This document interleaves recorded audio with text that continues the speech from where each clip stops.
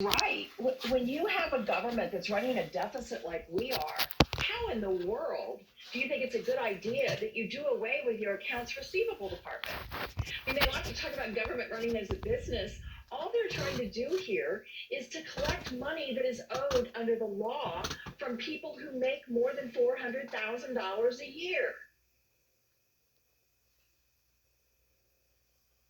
Popular to all the people who are paying their fair share. And so I would like to turn this to Jay, though. This incendiary talk about government workers. I spent 40 years in government. You've spent a lot of time in government managing a lot of people. I think it is important every once in a while that we just take a pause and talk about these people and who they are. These are not people looking for headlines. They're not people looking for a lot of money in their careers. There is an essence of public service that we have revered in this country, and that's one of the things Donald Trump is blowing up. Talk about the people that worked with you, the hundreds and thousands of people in the departments that you worked in, where you were a high-level leader, and how they deserve more than what Chuck Grassley and Ted Cruz and these guys that are threatening their lives in the way they're talking about their service. Claire, the people you're talking about really do make our federal government work. They exist administration to administration to administration. Very often they're woefully underpaid, but the job satisfaction actually is pretty high because they feel like they're making a difference. They're trying their best to do the people's business. But when they're attacked like this, it must be demoralizing. I have to say, if I were Secretary of Homeland Security today, what we're talking about right now, threats against federal agencies, would probably be one of my top concerns and my top fears. This is a smoldering fire right below the surface.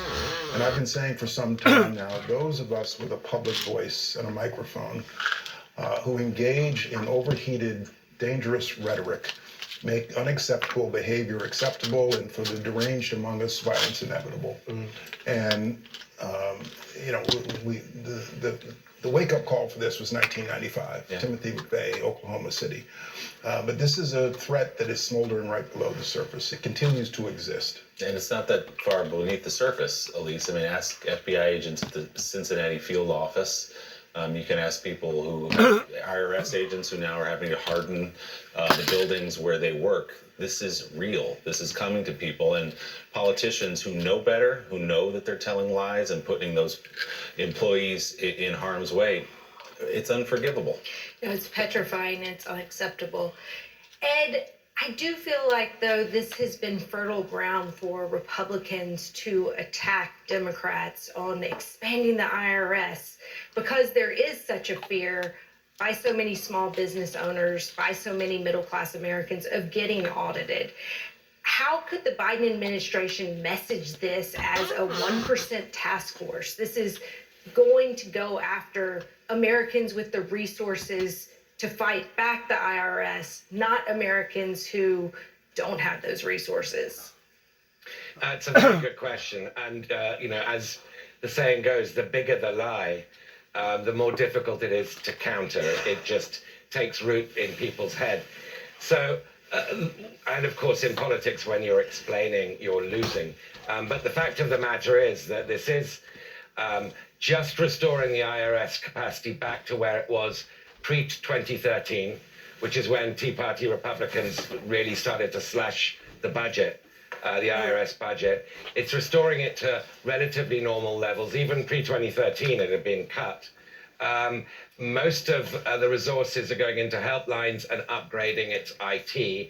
And as the Biden administration's made very clear, the non-compliance rate is for people earning above 400,000, and particularly over $1 million, and in the hundreds and tens of millions. And so they've just got to keep repeating that. They are dealing with extremely dark and extremely effective propaganda, that plays into a lot of Americans' fears about being audited. And I understand those fears. It's a horrible, experience, though I'm not speaking from personal experience. yet. It's a horrible experience being audited. But this is not the kind of American being targeted. It's the super wealthy and corporations. Eddie, Claire's right. Nobody loves the IRS. Right. Nobody wants an audit. Right. That's the caveat that hangs over all of this. But that doesn't mean that people want violence visited on the IRS. That doesn't mean that the people who live in this information bubble, and that's the problem with so many of the issues we talk about every morning, they believe all these lies. Ed Luce just told a bunch of facts about what's going on here, but if you watch other channels, you listen to other podcasts, you go to certain websites, there's an entirely different reality that 87, not reality, but an entirely different story that 87,000 armed IRS agents are loading up and coming to get you. Those facts are going to enter a particular ecosystem. That ecosystem from Ruby Ridge to Waco to Oklahoma to Bannon's deconstruction of the administrative state. All of this is part of that ecosystem. So it's imperative that we understand that it's a fire underneath. It's blazing in interesting sorts of ways, and it is dangerous to the republic, it seems to. U.S. National Editor at the Financial Times, Ed Luce, thanks so much. Former Secretary of Homeland Security, Jay Johnson, great to see you. I'm a Yankee fan, and we just swept you, so I can safely say, go Mets. From here, go Mets. We believe it's more than just a United States danger. We believe that it's a worldwide global danger because chaos is erupting all over the planet in one form or another, regardless whether it be elections or dictators or somebody like poisonous Putin or people over in Somalia or other tribal leaders. Who would have ever thought in God's name that that headhunters, tribal Zulus over in Africa would come back alive to the point of survivalist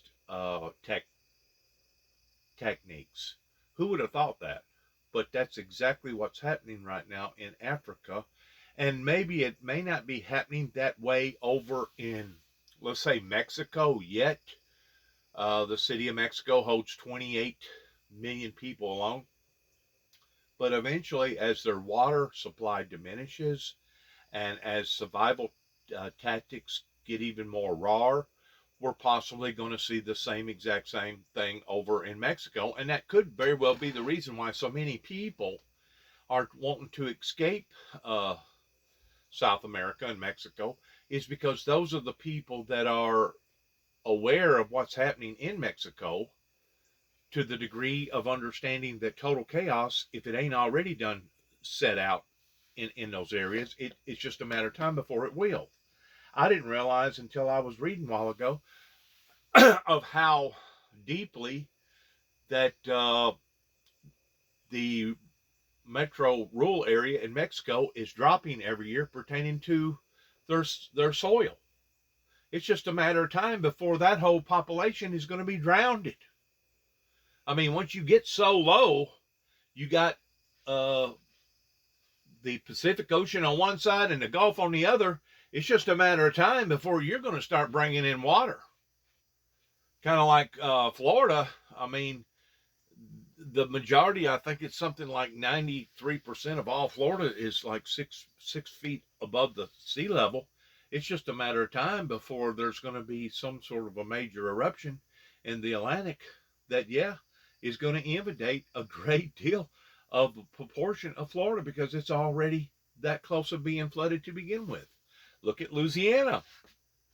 Look at New Orleans. Look at how their town, we have tried to protect it again and again and again.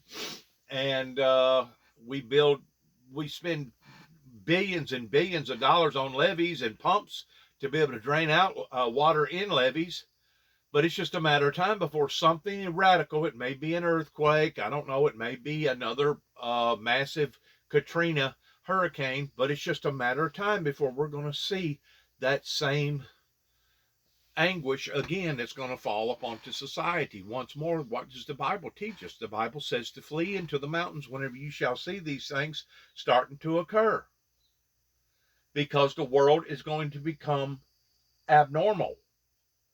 we're going to see signs up in the heavens and signs up on the earth such as we've never seen before. And we're starting to see those things occurring on a day-to-day, everyday level in some form or fashion, regardless whether it be on this side of the continent or the other side of the continent, towards them manifesting themselves. We're seeing places that's drying up pertaining to the lake reservoirs.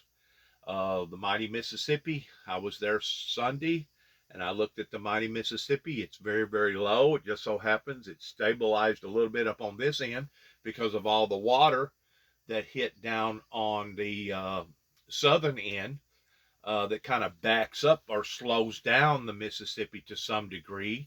But it's just a matter of time before all that water is going to go back into the Gulf. And whenever it does, the Mississippi will go back to flooding like it usually does. And whenever it does, according to the statistics, it's going to get very, very low within the next week.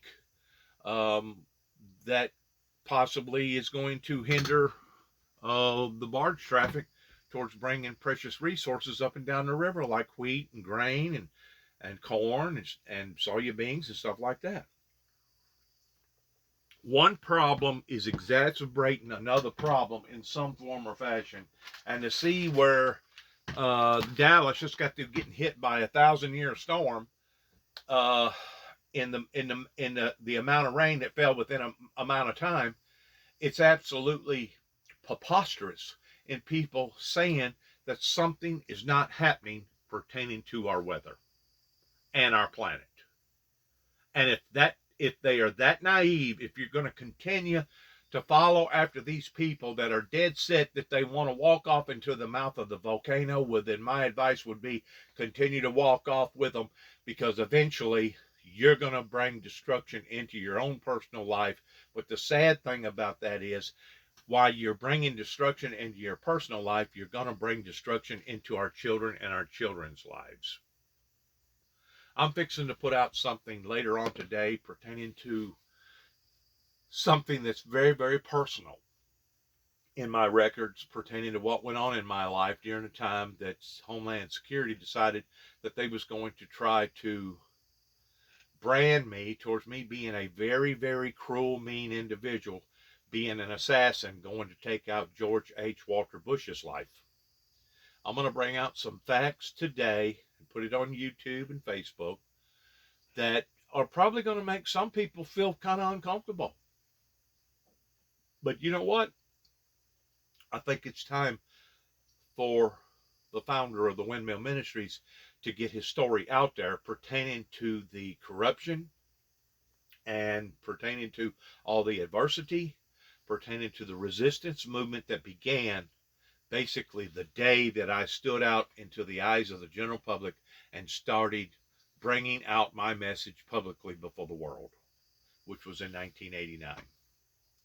In 1993, whenever I stood back up for the ministry and started passing back out material and sent God only knows how many letters to all these different churches, Miss Jackson at the time, that was my wife, my third wife before she became my fourth wife, had resistance movement coming from the Troy Possum Trot area pertaining to her ex-husband that was trying to take her daughter away from her simply because of my belief, simply because of me trying to warn or give out advisories to the world.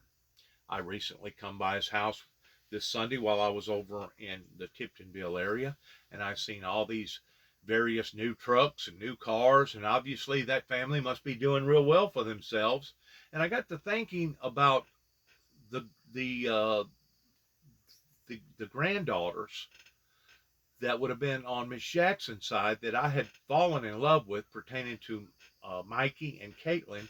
And I got to adding it up, and you know, time really does fly, because at this point in time, Mikey, he's old enough now to not only have graduated, but hold down a job or possibly be in college. And Caitlin, she's probably right at the verge of either graduating or fixing to graduate. And these was little bitty children at the ending part of a 15-year relationship with Shirley K. Jackson that I had fallen in love with. I had fallen in love with these two little bitty children that even to this day either Michael or Amanda has yet to call, send a postcard, um, give word on Facebook, kiss my tail. You're a rotten, no good for nothing, stinking human being. You know why I think that they have chosen to be so distant, especially since the second divorce happened in 2005, is because they know that what all of them done, not just Miss Jackson, but Miss Jackson's immediate family, as well as what went on with Miss Jackson's um, indirect family, especially the Walmart workers over in Jackson, Tennessee, that works in the North store right off from I-40. They know that what they embarked upon and how they embarked up into it was ungodly. It was wrong. And I'm going to tell my story pertaining to who's at fault and how come this has put us in the position that we're in right now towards all this global warming and all this rank, corrupt sin and wickedness and corruption that has invaded our country. They know. Just like Paul Kirk over on the Possum Trot Road, our Possum Trot area road, pretty close to Sandburg, in between Hornbeak and Sandburg. He knows that how come the world has turned out to be so crummy. It wasn't because the individual that married his ex-wife at the time, not only once but twice, he knows that now the message that I was distributing going back 30 some odd years ago was in fact authentic and genuine, and it was because the people retaliated in this resistance movement that has put us where we are today. Now, whether or not these people confess that they was wrong, that's another issue. Just like Damian Cross, the mayor over in Kenton, Tennessee, the Sandersons, and all them other, I guess you'd call them townsmen, as well as the Neal family. They know that what they engaged up into towards this resistance movement that basically began, the core of origin began in Kenton, Tennessee, Obion County, and then it spread abroad throughout other areas. They know that what that they have done was not only morally wrong, not only ethically wrong, but it was legally wrong. The way that my life has been attacked again and again and again and again. No wonder Miss Jackson decided to walk out of my life in 2005 because of the way that she was ridiculed over her husband's belief, which I blame society on, as well as herself. Because trust me, she was not no angel, and trust me, she had some deep issues that, if the truth be known, even went beyond the issues that I had at that time pertaining to porn and looking at porn and being more exhilarated with porn than I was my own personal relationship with my first and second wife. That's what I'm guilty of. Yeah, we both done wrong on the first marriage, but the second marriage, whenever we sworn to be till death do us part, she was the one that violated those principles and not myself. She was the one that walked away because of disobedience. She's the one that walked away because of her wanting to do her own thing. And of course, part of it was the fact the way that she had been ridiculed by the general public over her husband's belief.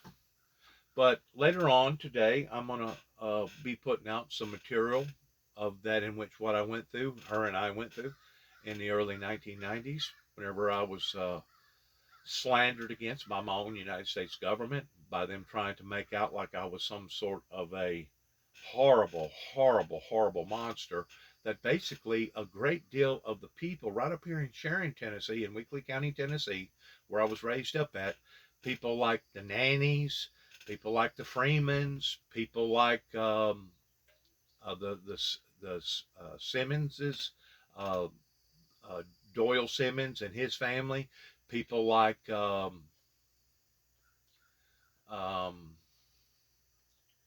let me think for a second. his name, that I was actually working for whenever part of that movement took place in 1988. I was actually working for Doyle Sims at the time with my father, um, painting big 18-wheelers, Mack trucks, helping the Simpsons family that used to be in Martin and now is in Gleason, Tennessee. But Donnie Jones, he was another one that throwed rocks at me, that didn't want to support me. And then whenever I come back to Tennessee in 2014, acted like that his church wasn't going to play a part in basically persecuting me, or even going to the extent of almost crucifying me. And then come to find out, the First Baptist Church in Martin was the very first people that throwed the first stone, along with Central Baptist Church, along with all these other churches that was throwing their stones in the early part of the ministry in 1989 and 1993, et cetera, et cetera, et cetera. It was these people that one day are going to stand guilty because they did not support the man of God during the hour that they should have supported the man of God in. Regardless whether you like the end time events pertaining to Revelations and Daniel and etc., religion is not a matter of like. Religion is a matter of truth. Religion is a matter of belief. Religion is a matter of fortitude in how that we worship God and how we show God our sincerity in our worship. And whenever a group of people was not willing to be obedient to the Heavenly Father, even so much as how the Son was obedient to the Heavenly Father as well as us, by giving us that promise of life because of his life, if we as a society are not as sold out, committed, devoted in our stance the same way that the Lord Jesus Christ was, I question our true relationship with the Lord if we're not. Now keep in mind, once more, I'm just a messenger. I'm just a subservient messenger towards giving forth the message out of the book of Revelations. And to think that these people thought that they was going to get away by categorizing me, compartmentalizing me, of me being the same as the very subject matter in which what I had been teaching and bringing forth to society in the past 30 plus years, to think that they was going to be able to draw me, provoke me, or entice me or entrap me in this way, just shows the naiveness and the arrogance that this community around here thought that I was going to partake in, that I was dead set that I wasn't. Even though I was being treated as a whole, I was being whored out, basically, being put out on the limb by the so-called churches around here, basically being somebody's whipping post, being somebody's blame objective, because they themselves wasn't going to take the blame. It was much easier to blame somebody else rather than to blame themselves, because there was not peace and utopia and a great revival in the church world here in America and throughout the world. Rather than them blame themselves, it was much easier to blame the individual that was bringing forth the message.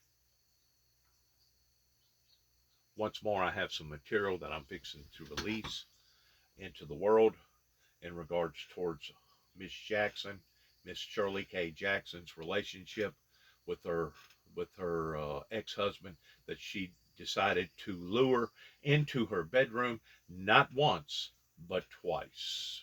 District are not. NBC's Maggie Vespa has details.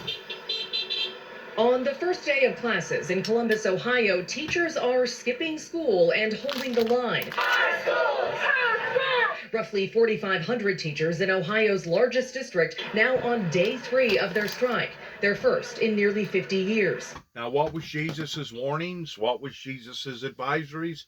That in the last days that there would be nations rising against nations, there would be commotions, there would be chaos, was what Jesus was basically telling his followers, to take heed that these things would in fact occur in the last days, before the opening of the first seal leading into the opening of the second seal, which is basically an oxymoron, which is basically bittersweet, that obviously these people and others was more concerned about the latter part of the prophecy, for that they shall be given power to kill one another, pertaining to the wicked and the demonic killing the godly, versus the first part of the scripture that says that he was given power to take peace from the earth.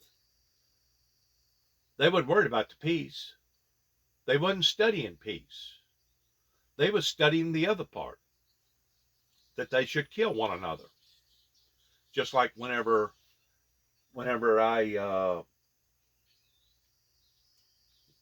got falsely accused in 2005 after my wife walking out of my life, and I was working at the time for Jimmy Darnell and David Lloyd, pertaining to First Choice in Huntington, Tennessee, a body shop.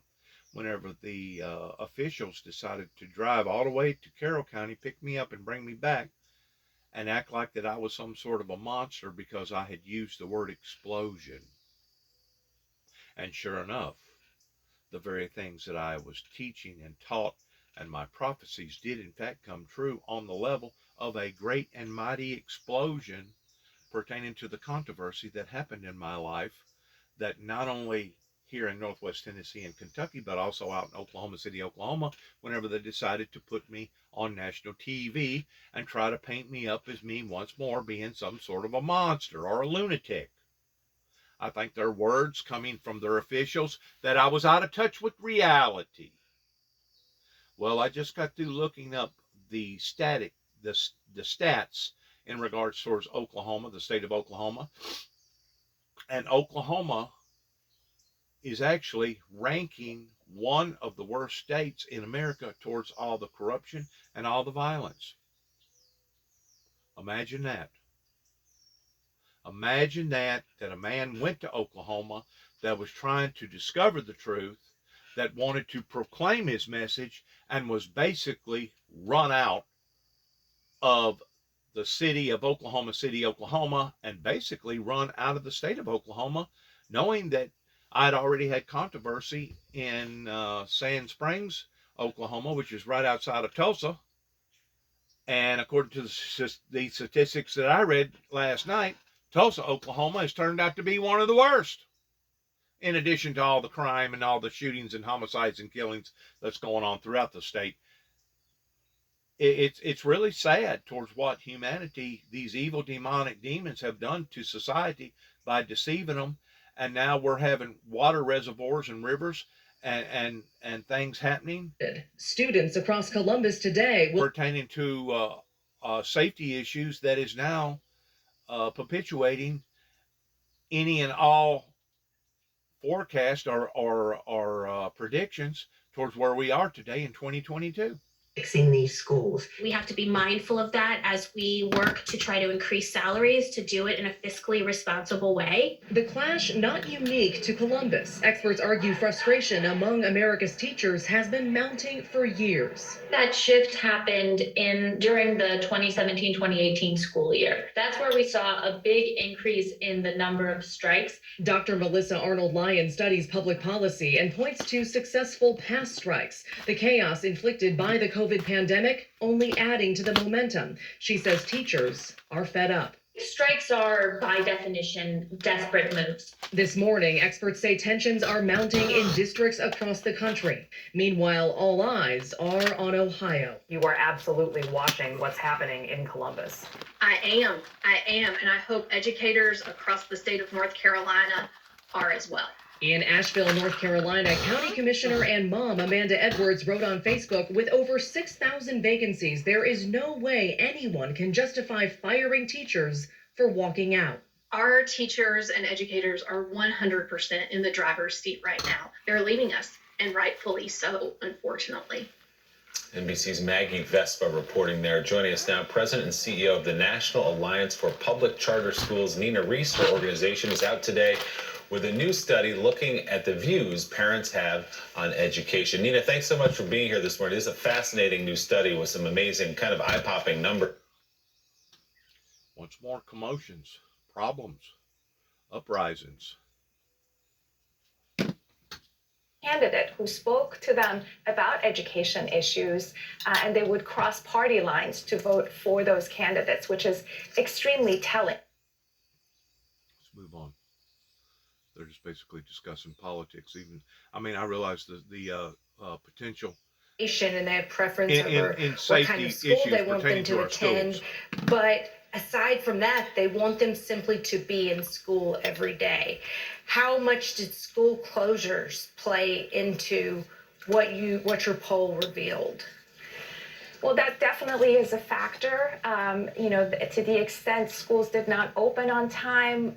So what happened in the charter school sector depended really on the needs of the community. So in some communities where parents did not feel safe sending their children back to school, a lot of our schools offered good, healthy, remote options.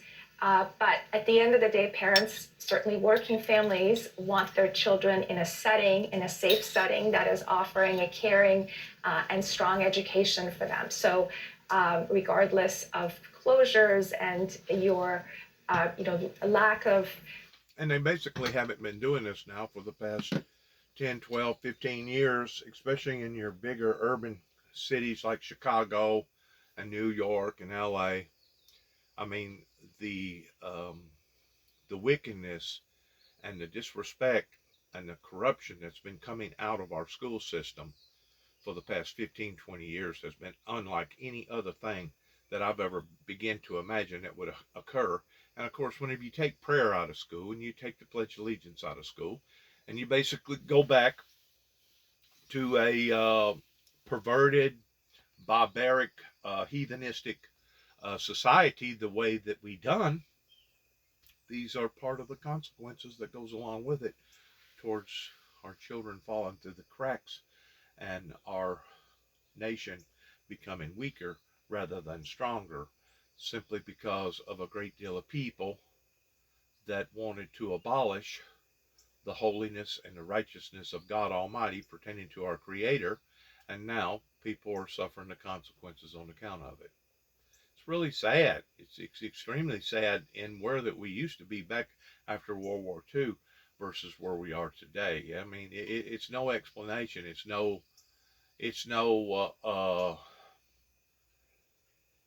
substitution of explanation towards why that we have turned out to have been this way, other than the fact that we have walked away from our true relationships with the Heavenly Father and His Son, Jesus Christ. The churches has really watered down the messages to the point that, just like Jesus taught, that what good is it other than to be trampled down on the foot of man. Once more, I'm not interested so much in these ratings, these politician statements, but I do want to go back right here because I've already watched a little bit of this, and I found some of the wording right here that they're talking about right here to be incredibly interesting. Please listen. To his Florida home upon leaving office, including some containing the highest level of top secret information. The letter, made public yesterday by the National Archives, was sent in May by the acting U.S. archivist to a lawyer for the former president. In it, the archivist shoots down Trump's efforts to claim executive privilege over the documents in order to block them from being shared with the FBI and Justice Department. She writes this, quote, "The question in this case is not a close one. The executive branch here is seeking access to records belonging to and in the custody of the federal government itself, not only in order to investigate whether those records were handled in an unlawful manner, but also, as the National Security Division explained, to conduct an assessment of the potential damage resulting from the apparent manner in which these materials were stored and transported, and to take any necessary remedial steps." She went on, "I have therefore decided not to honor the former president's protective claim of privilege.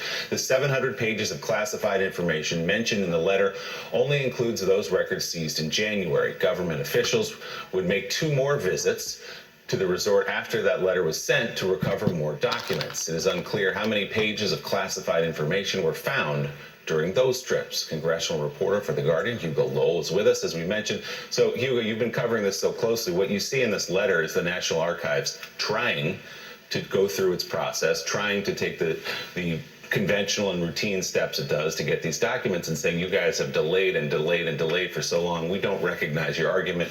We want the documents. And one may argue the fact that Donald Trump's rights did, in fact, get violated.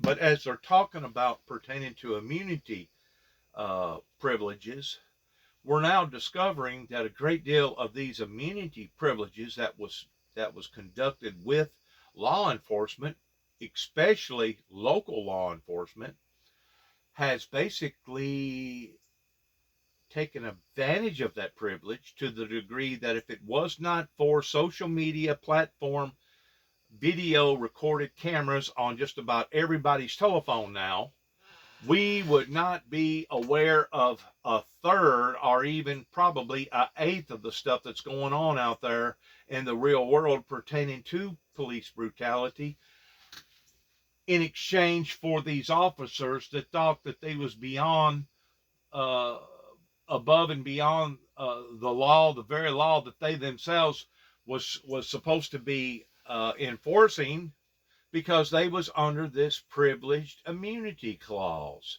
Once more, the unions are the ones that promoted that, and these law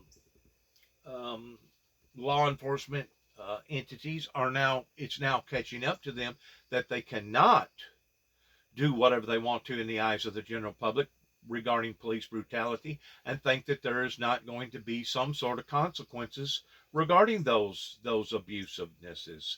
The same way with Donald J. Trump. What he has done was in violation, and because he was in violation, that basically eliminates or destroys any type of potential presidential immunity clauses that at one time he should have gotten, and at one time he did get.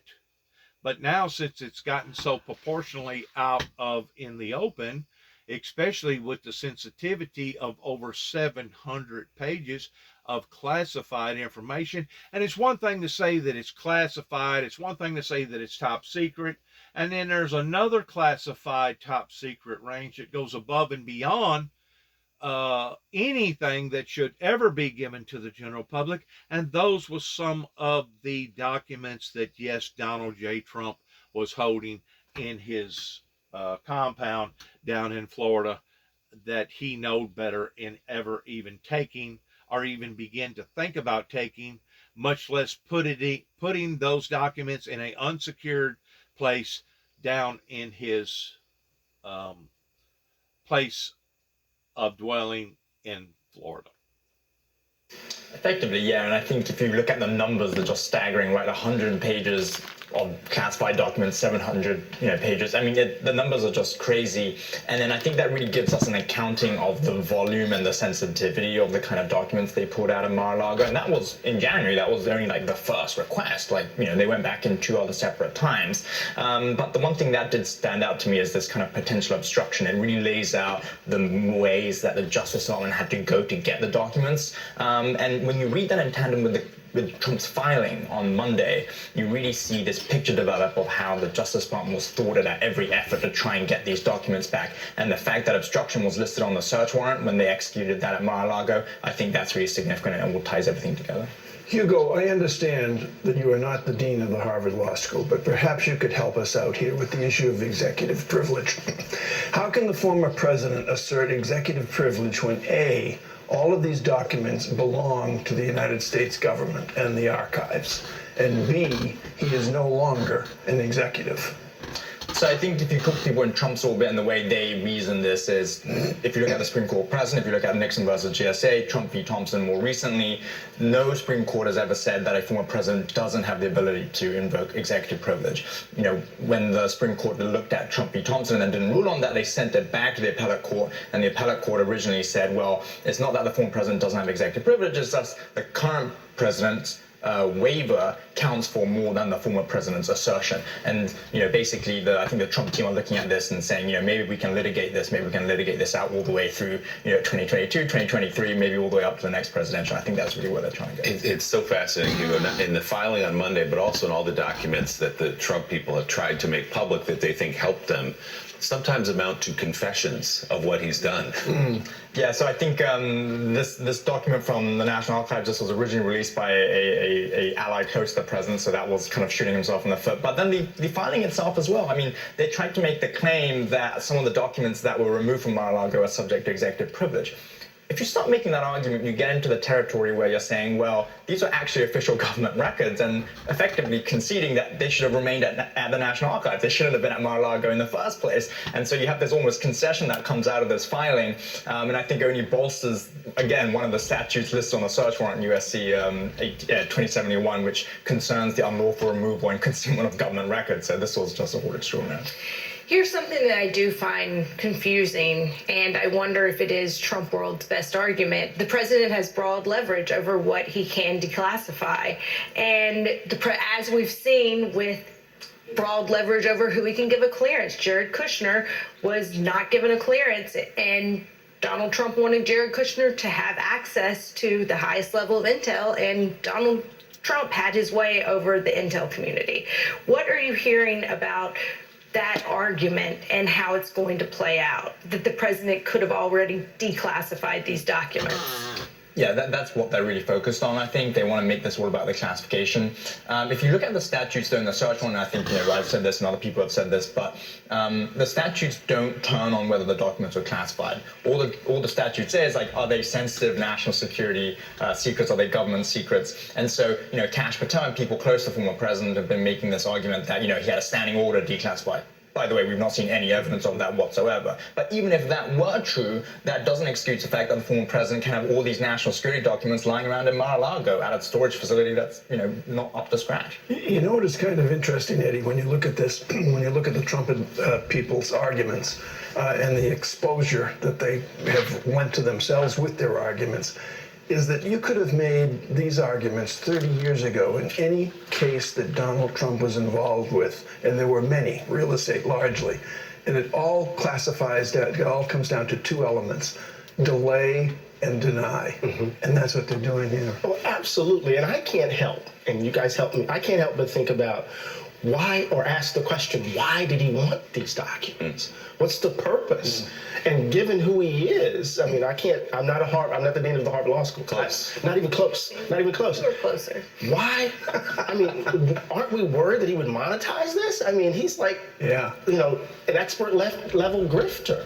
I mean, the danger here is out of bounds, it seems to me. Especially, Hugo, since we know from reporting that he was personally going through the boxes and screening through, like, what should go back to the archives and what belongs to me. Again, he kept saying, these documents are mine. They're not, of course. But he had a vested interest, as Eddie points out, in what he was surrendering, what he was keeping in Mar-a-Lago. Yeah, and he went through, according to our reporting, I think the Times as well, he went through a lot of these boxes himself when the Justice Department came knocking. He really identified the documents he wanted to return and what he didn't want to return. And then, of course, to your point about when he was leaving the White House, he was looking through what he wanted to take with him to Mar-a-Lago, and he was very secretive about his packing. He didn't want to let his aides. We actually spoke to several people in the East Wing who were involved in helping Melania Trump put their belongings together, and that was also the case for them. So people in the residence across the board were not really being able to see what Trump was putting into his own boxes, and I think it kind of certainly seems to satisfy or start to satisfy the intent level of this potential crime here, that he really wanted to take these documents. He really sounds like the most reading Donald Trump's done in his lifetime. He actually might have been the most charts and the graphs. To get this stuff, and that's what I find so awesome about this story. Not awesome, just wow. Well, given his nature, given his history, given his lack of character, you can't help but think that he would look at a document and wonder what they'd pay to know this in Riyadh. Well, remember the story from early 2017 when he became president. We were sitting out on the patio with Prime Minister Shinzo Abe, talking about the North Korean missile test, just throwing it out there to the membership out on the patio. So nothing is beneath him. Hugo Lowell, congressional reporter for The Guardian. Thanks so much for your reporting, for being here again this morning. Coming up, harrowing stories of survival from the front lines in Ukraine. NBC's Josh Letterman has new reporting on the prisoners of war being held by Russia. Morning Joe's coming right back. So, what can I help you with, Gene? I know I'm not normal. Anyone who has come this far and keep hammering away at the hard things, they can be helped. but I have bigger problems.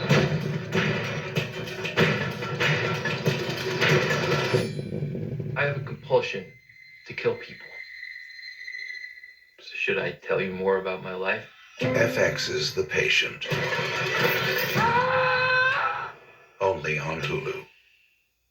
Power your whole home with free sunshine during utility power outages and lower your electric bill with PowerCell, a leading solar plus battery storage system from Generac, the #1 provider of residential backup power solutions. PowerCell captures and stores solar energy, which can be used to power your whole home during a power outage, helping you keep your family safe and comfortable.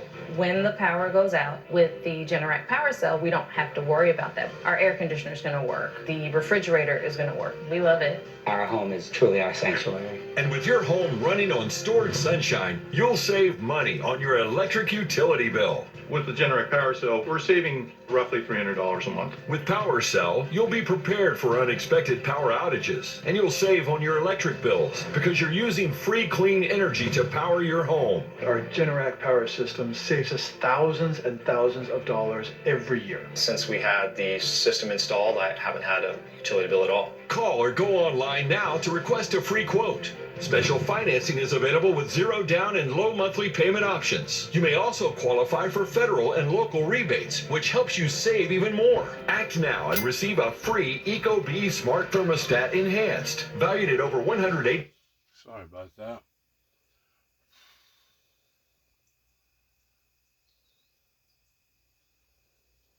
Trained urologist.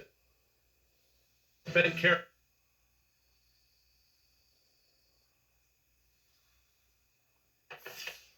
Today marks 6 months since Russia's invasion of Ukraine. The Biden administration expected to announce a new $3 billion security assistance package later today. It is the largest aid package yet to Ukraine and being prepared to coincide with the country's Independence Day.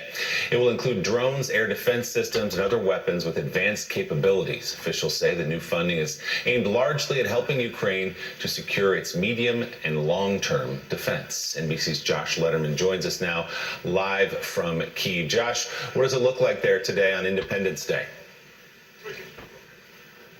Well, Willie, it is a mix of defiance and anxiety as Ukrainians mark 6 months of war as well as Independence Day. Defiance as Ukrainians are parading burnt out tanks from Russia through the streets of Kyiv, the main drag not far from Maidan, and anxiety as the air raid sirens have been sounding just in the last few minutes. Ukrainians bracing for a potentially massive Russian bombardment on this day. And you can see this banner that they've hung up at City Hall behind me, honoring some of the captured soldiers from Mariupol. There are so many Ukrainian families for whom this is a very bittersweet Independence Day.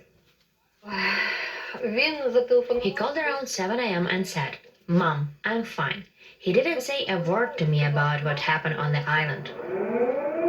The day Russia invaded, Anna Nestorenko's son Vadim was serving on Snake Island, where the war's first iconic battle played out. And Lena, tell me about your son. He really liked the island, nature, the sea. Olena Pshalinska's son Mykola was a cook in Ukraine's military, also at Snake Island. These two mothers now bound together by anguish. They learned their sons had been captured by spotting them on Russian TV, being bused to occupied Crimea. So this is your son's room, and you've kept it exactly like it was for him for when he comes back.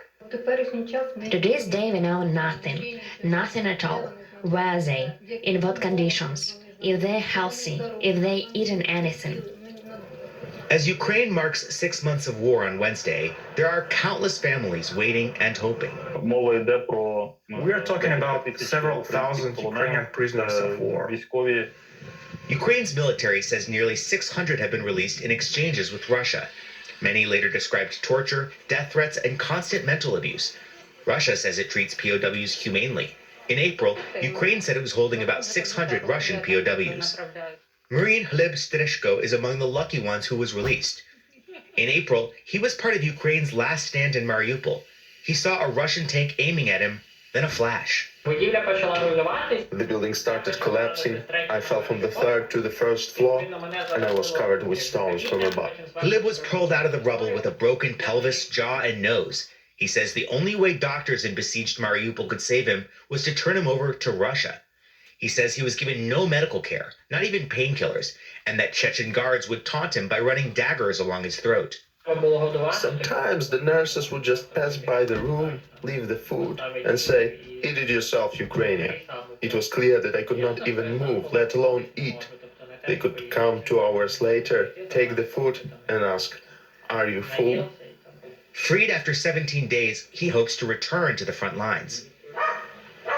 When the phone rings in the village of Berezivka, Anna prays it's her son. Can you read to me what his last message to you was? Everything is fine. Do not worry. Everything is fine.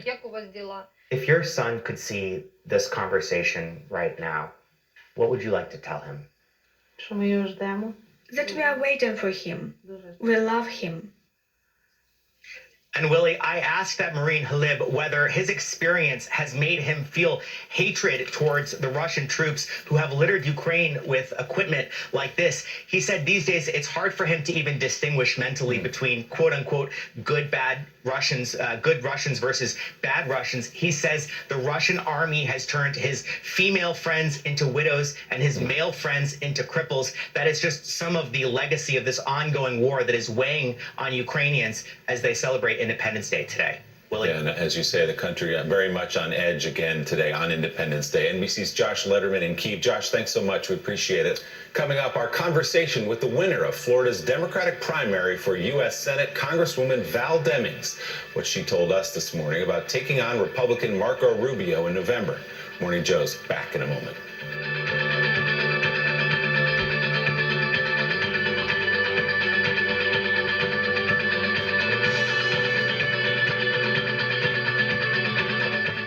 Thanks again for listening. God bless us. God bless America. Thank you for your prayers. God bless our endeavors. God bless our troops. And good luck to all of us. Shalom.